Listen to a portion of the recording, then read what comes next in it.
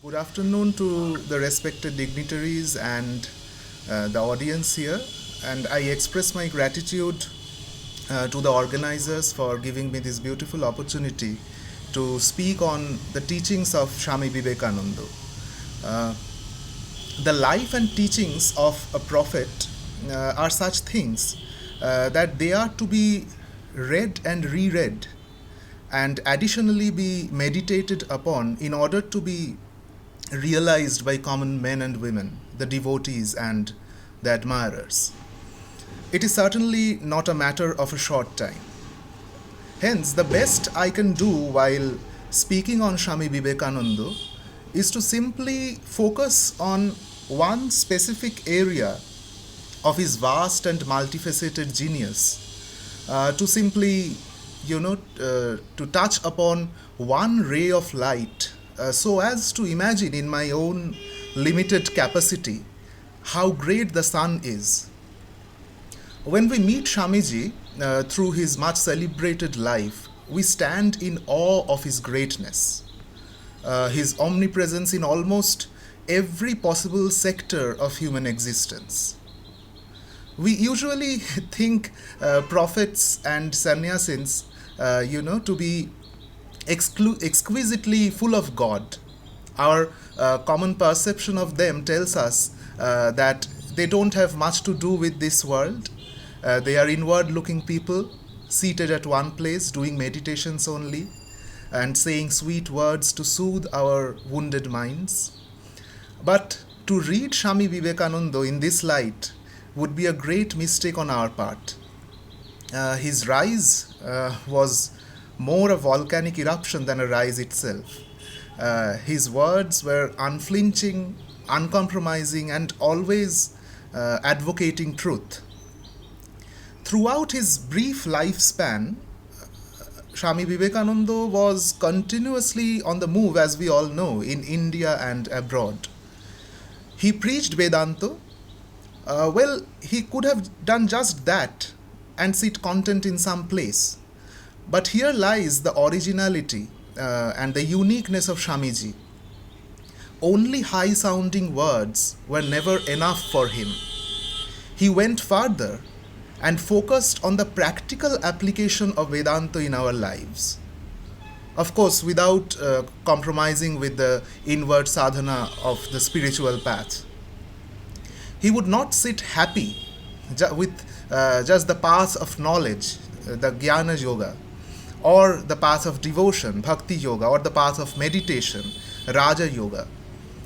He, in addition to these renowned traditional paths of Vedantic inquiry, revived the paths of action, Karma Yoga, as preached in the Bhagavad Gita, where the esoteric Vedantic ideals may be realized by one and all through selfless work.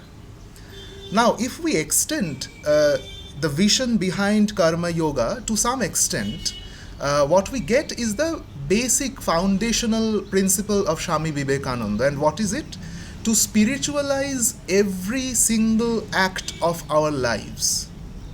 For him, nothing actually resided outside or beyond spirituality.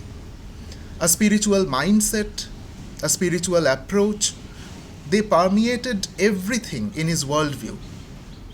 Everything would become a manifestation of Brahman, the divinity.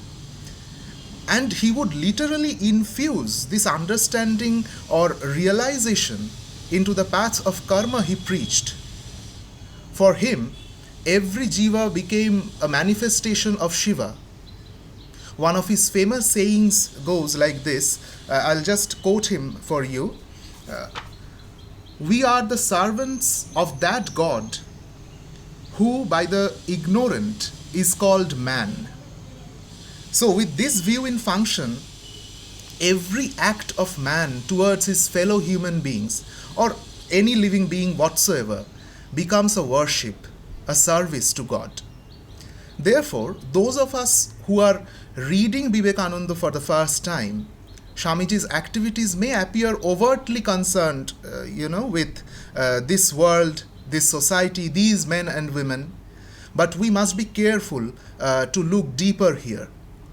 Swami Vivekananda was never really into the worldly scheme of things. He was into something more profound, seeing or realizing the absolute not by looking away from the world, but in and through it. So we may ask then, what was Swamiji's ideal? He can be quoted again from a very important letter he wrote, his first letter to Sister Nivedita, then Miss Margaret Noble. It was written in 1896 on 7th June. And in the course of this letter, Vivekananda writes, I again quote him here, "My ideal indeed can be put into a few words, and that is, to preach unto mankind their divinity, and how to make it manifest in every movement of life." So there are two steps, you see. One, to preach the divinity already in man. This Swamiji does following his own realization of the same. But the world and the condition of men and women in it do not change much for the better until and unless more and more people realize this truth and act accordingly. There comes the second aspect mentioned in this letter, the manifestation. One should not only know this for a fact, but also apply it. And how is this manifestation possible? According to Swamiji, it can be possible through any of the four yogas, Jnana, Bhakti, Raja or Karma. And also by yoking these four yogas together and following that path which he personally preferred and recommended. To be very brief here, the path of knowledge or jnana says, through such and such processes, practices, know that Brahman alone exists and you and everything around you are nothing but apparent manifestations of Brahman. The path of Raja Yoga recommends that by following such and such processes, withdraw your mind from the external sensory world and learn to concentrate upon the highest ideal and meditate on it to realize the truth, the absolute truth. Similarly, the path of bhakti or devotion distinguishes the personal God of a devotee from the devotee himself or herself and binds them through the act of worship or being worshipped out of pure love and devotion. The gradual heightening of bhakti slowly makes the devotee realize a feeling of getting merged with his or her God, thereby attaining the greatest non-dual truth in the end. The path of karma or action recommends one to act selflessly without getting attached to the good and bad results of the actions. If one sees his or her action as a selfless service to God, he or she can attain the very same truth through the path of karma, which the jnanis attain through knowledge, devotees through devotion, and the yogis through meditation. So Swamiji's idea of yoking the four yogas together poses this dictum: if one withdraws one's mind from the world to meditate upon the highest truth that comes from the Raja Yoga section and attains the knowledge by the process of discrimination that Brahman or God alone resides in everything, this comes from Jnana Yoga, and acquires a feeling of devotion towards every living being, knowing it to be a manifestation of God, which is Bhakti Yoga, and infuse the attitude of selfless service to God in their every action, thought and word, coming from Karma Yoga, that person will realize and manifest divinity that was already there within. This is the ideal that Swami Vivekananda preached everywhere. It was for this he had given his life. Now comes the final part of my discussion. These are all good, but to what effect can these teachings of Swamiji have an impact on the lives we are living right now. Swamiji always talked about love, courage, and strength. But when we look up from his books and see the present world we are living in, what do we see? There is more hatred than love, more violent reaction than patient response, and more people believing in segregation than in unification. We see certain social and political movements everywhere. Every other week, some new names just come up to the forefront. More often than not, such movements, in their attempt to uphold the cause of some, end up demeaning or disregarding others. Gradually, they start losing acceptance until they finally vanish into thin air.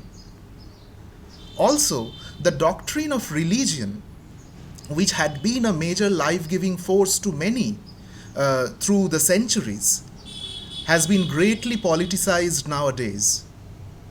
Its narrowed connotations, they have given rise to vandalism and fundamentalism in our social and religious lives, proving to be perilous for many.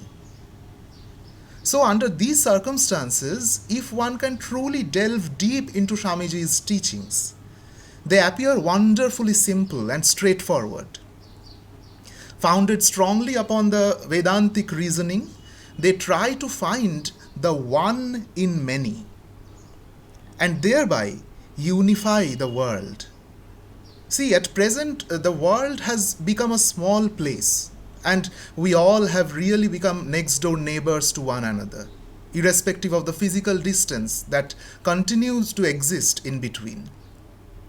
It has now become almost like a cakewalk to know something or the other about a nation, a culture, a religion.